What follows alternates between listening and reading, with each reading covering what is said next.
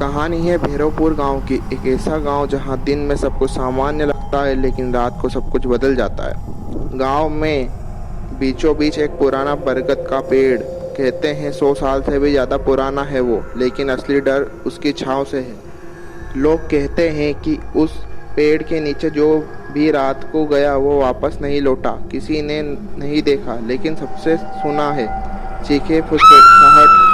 हमारी कहानी का नायक है राहुल। शहर से आया एक 22 साल का लड़का। उसकी दादी भैरवपुर में रहती थी और उनकी तबीयत बहुत बिगड़ गई थी। राहुल गांव आया बस कुछ दिन रुकने के लिए, लेकिन उसे क्या पता था ये दिन उसकी ज़िंदगी का सबसे डर। दादी ने पहले दिन कहा था, दादी बेटा उस बरगद के पेड़ के पास मत जाना, शाम ढलते ही घर लौट आना।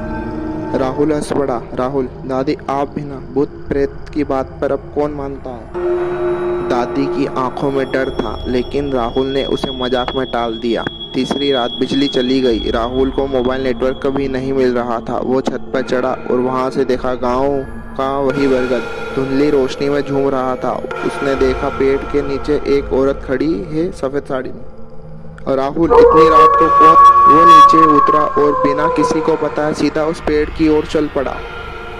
पेड़ के पास पहुंचते ही ठंडी हवा चलने लगी और औरत अब भी खड़ी पीठ उसकी ओर थी। राहुल, सुनिए आपको क्या। औरत ने कोई जवाब नहीं दिया। राहुल ने जैसे ही उसके कंधे पर हाथ रखा वो और घूमी। उसका चेहरा इंसानी नहीं था। उसकी आंखें काली थी और मुंह इतना बड़ा जैसे चीखते ही पूरा गांव निकल जाए। राहुल ने मुड़कर भागना चाहा लेकिन उसके पैर जमीन में जड़ हो चुके थे और उस औरत ने सिर्फ एक शब्द कहा, अब तू मेरा है। अगले दिन राहुल नहीं मिला। गांव वालों ने बहुत ढूंढा लेकिन बरगद के पेड़ के पास सिर्फ उसके जूते और एक जमीन पर खून के धब्बे। दादी ने आंखें सुनी थी और पेड़ की छांव और भी घनी हो। आज भी भैरवपुर का वो पेड़ खड़ा है वैसे ही, और हर साल कोई ना कोई उसकी छांव में खो जाता है। तो दोस्तों, ये थी कहानी छाँव की। अगली बार जब किसी पेड़ की छाँव बहुत सुकून दे तो एक बार पलटकर देख लेना, कोई और तो नहीं है वहाँ।